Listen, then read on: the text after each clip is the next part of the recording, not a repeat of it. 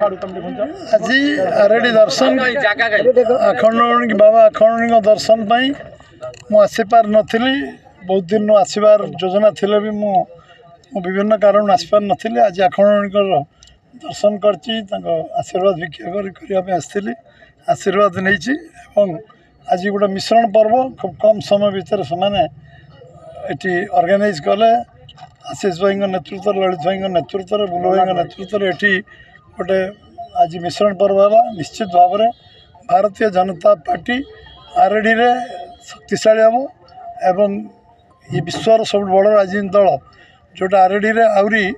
मजबूत हम शक्तिशाली हम एवं आम निश्चित यशस्वी हबू एवं आगामी निर्वाचन रे